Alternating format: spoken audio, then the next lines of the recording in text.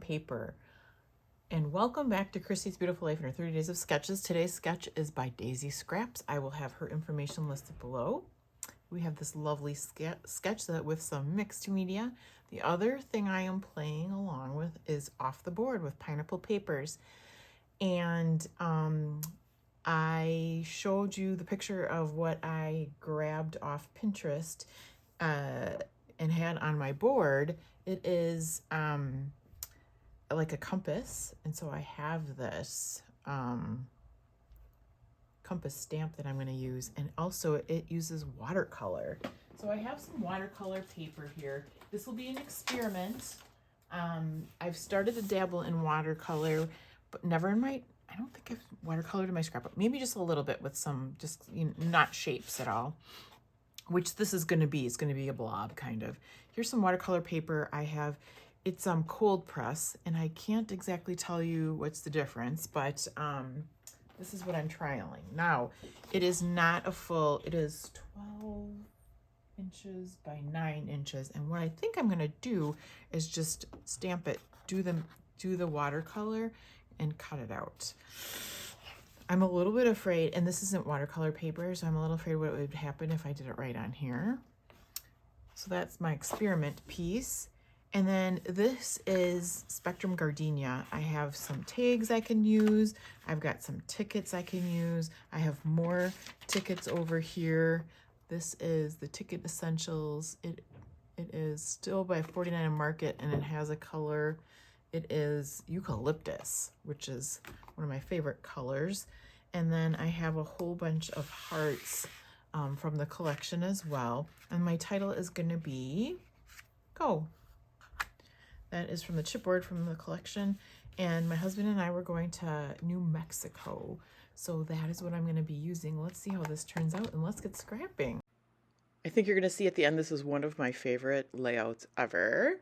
And it's not all that involved. I want to thank Daisy Scraps for the layout, for the sketch again, just because without it, I wouldn't be able to have done this and or been inspired to do that, right? And then the other thing is Crystal. Thank you so much, Crystal, for your series Off the Board, because yeah, without making me go to Pinterest, to my Pinterest board, I wouldn't have put this all together. So it turns out pretty cool. All right, so I don't know, I think I cut it off where my Versamark, or no, my StazOn was dry. I found the StazOn that I usually use that is not dry after this, but I do use that black, oh, it's Catherine Pooler, and it works beautifully. I get out, these are watercolors from Amazon. If you need to know the brand or something like that, you just let me know and I'll find that out. And then I use my Tim Holtz glass mat just to put the and I'm sorry, I ended up off camera. I use the glass mat to put the watercolor down and then water it down even more. And I was really, as I'm starting off, I'm really like, oh, this isn't going to work. It's not going to look like the Pinterest pin. But when it dries, it totally does. So I've said this time and time again, I have a hard time being random, and watercolor is a little bit being, not random, but like free flowing. And I am kind of coloring in between the lines girl. So I think this is good for me, right? It's a little form of art therapy. I am going to cut out some of this, mostly because I end up going even more off camera. And then I'll come back and show you what I did. But I really just experimented because I wanted the colors in the paper. And so I went like Roy G. Biv around, but then I also brought some other colors in between. So like a blue-green, maybe an orange red. There's some pink in there, different shades of pink. So here I am back. And I'm afraid the lines aren't looking like the pin, but like I said, once it dries, it's beautiful. It looks just like it. Well, I shouldn't say just like it. It looks like my version of it, which is exactly what I wanted. So here you can see me mixing all my little colors, which is totally easy cleanup there. You just take a paper towel and it's all gone. And there's my blue, and I might have grabbed another shade of blue. So here I am when it's dry, and I had a discussion with my husband. Do I use a scissors just to cut around it? Do I go in and out exactly? And then I was like, oh, what about if you tear it? And that turned out to be the perfect thing. It's a little big, but it's beautiful.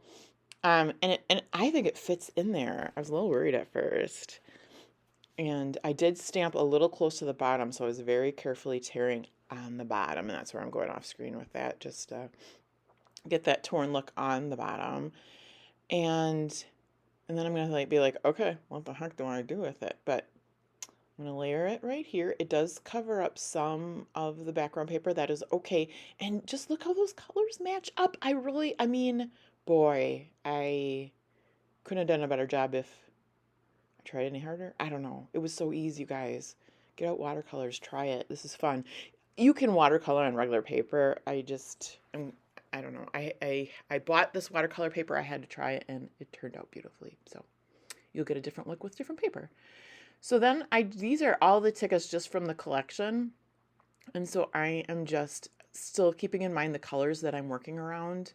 And I know she has that tag, so I want to include that tag, which I'm not sure how much I covered up, but maybe it could be for a little bit of journaling. We'll see. I think I cover it most up, but. And then layering the tags in where she has her, tickets. Layering the tickets where she has her tickets. And how perfect is that? I then take the hearts and use those in place of I think she has stamped stars. And so I use my color hearts and put those around kind of in place of her stars. And again, kind of lining up the colors. And it was perfect. This collection is just perfect for this. So exciting. Love it when a plan comes together. So I get 3 little clusters of of hearts, and then I'm gluing everything down. So this is the portion of the video where I tell you to look below, find the playlist, make sure you're checking out everybody else that's playing along, see their take on this sketch.